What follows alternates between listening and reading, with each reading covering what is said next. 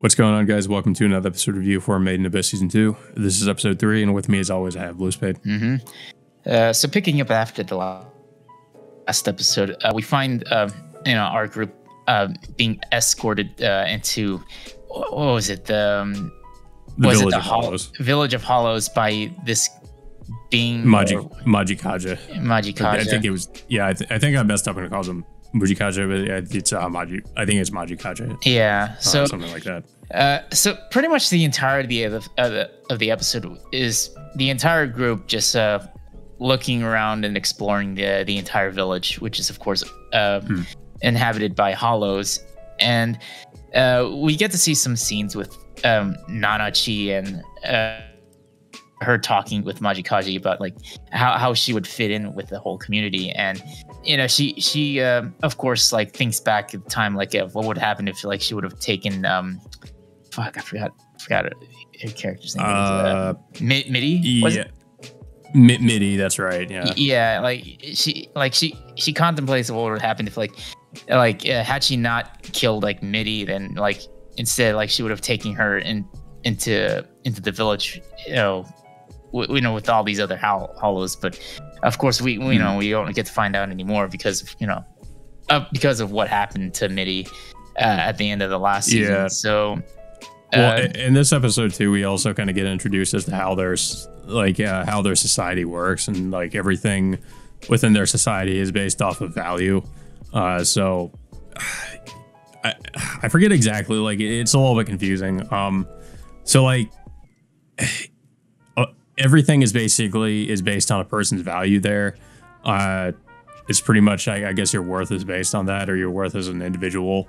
Yeah, some kind of like almost. I'm taking something from Full Metal Alchemist here, but it's almost like equivalent exchange of sorts. Yeah, pretty much, because as we see later in the episode, there is a character that ended up, I guess, like just stealing a lot of stuff, and because of that, everything was thrown off balance. And in order to rebalance everything, they needed to basically take back all the value that character had taken or had stolen, I guess. Mm-hmm. And then of course further along in the episode, Rico, Reagan, Nanachi meet up with all these other groups of hollows, and then Mania gets introduced to one of these hollows, which at one point it tries to cuddle Mania, but then it kind of squeezes Mania to the point where I guess Mania's insides like literally pop out of her. Yeah. So this character's name is Ma. And I think he's going to be like a recurring character in the arc. He shows up every now and then. I don't know like how this character is going to be even in the next few episodes after what happened to this to whatever he is. I don't know whatever it's just. Well, also we should mention too what happens to Prushka, because they do end up finding Prushka, and we see that this thing in the village is like crafting a what was it, like it's some kind of instrument, or it's making some kind of instrument out of it. Yeah, it's literally chipping away at parts of of the white whistle, or Prushka, or whatever you want to call it. And at first, like Rico, starts panicking at the sight of it, but then like Majikaj reassures her that they're not really destroying the white whistle. It's instead like they're trying to improve it in some ways. I guess by forming it into some kind of instrument. Yeah, and I think what was it? Oh yeah, of course. Like after the incident with what happens to Mania, I think the Ma gets literally gets torn apart by, I guess you could say, the village's defense system, which which takes like it's hard to explain, but it looks like that thing, the thing like literally rips apart this hollow, and then equally distributes its organs to compensate what Mania lost, I guess. Yeah, like after taking back all the things that Ma had stolen, they also take parts of Ma's flesh, I guess, to compensate for what Ma had done to Mania. Yeah. But later, I think later on in the episode, we finally get introduced to the Princess of Hollows, which Majikaji escorts. Actually, no, wait.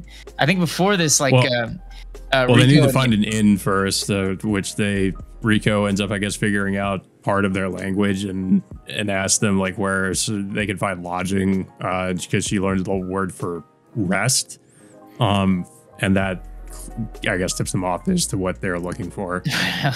Well, they end up having dinner, and then, but of course the food is let's just say it's like less than desirable. So they still eat it anyway, and then Rico ends up getting sick with food poisoning for obvious reasons, and then soon afterwards Reagan Nanachi go out, and I think Majikaj takes them over to like a different location in which they get introduced to the Princess of Hollows. Yeah, because they start hearing these noises and they find out it's coming from Faputa, the Princess of Hollows. Mm-hmm. And they all kind of like stand at the I guess at the barrier, like just kind of watching Faputa. And then Reg goes out, I guess, and sees her. And then of course we get a little bit more of the flashback where the group comes across these mechs or these robots, and I guess at this point they'd made it to the Golden City or something. The robots were just like there. One of them ends up getting eaten by a dragon, I think. I think what's his character's name with the red streaked hair? I think it was Iram Yui, I forget exactly her name, but yeah, I think it was like Iram Yui or something. But yeah, that's pretty much where we leave off on the episode. Obviously in the next episode we're going to get more about Faputa, because she's one of the more important characters in this arc. And I will just say, without spoiling it, her backstory does kind of coincide with the flashbacks we're seeing. Mm-hmm. So yeah, and again, without spoiling too much too, Reg does have some connection to Faputa, of course, because as we know, Reg doesn't remember, like he does have some amnesia. So there are things about, that he does not remember. So we're going to see some of that. That probably not. It might be in the next episode, because I know that some of that does get revealed probably in the next episode. Mm-hmm. So, but yeah, I thought this is a pretty good episode. Like I think the way they're adapting everything so far is they're doing a pretty good job. I don't really mind that they've kind of shifted some plot points around. I think it kind of the way they're handling it kind of makes sense. Because it sort of ends up connecting to what's going on in the present. Yeah, I'm kind of glad. Of course, as we know from the first season, they didn't really hold back either, but they're not really doing it for the adaptation. That they're not really holding back on showing not showing stuff, because I mean it was already pretty brutal in the first season, but this and also in the movie as well, but it gets a little bit worse too in this arc. So I am kind of glad they're not really holding back on anything, because I wasn't sure if they were gonna shy away from certain things, but as we know for the movie, they really haven't, so I didn't really expect them to. Mm-hmm. But yeah, I thought it was a decent episode, but I don't really have too much else to say about it. I think some people were probably concerned when they saw that Majikaji was CG, that I guess that maybe like the other characters in the Hollow Village would also be that, but I'm kind of also glad to see that pretty much every other character, every other Hollow is hand-drawn and not CG. So I guess people had some concerns after they saw, at the end of the last episode, that Majikaji was CG.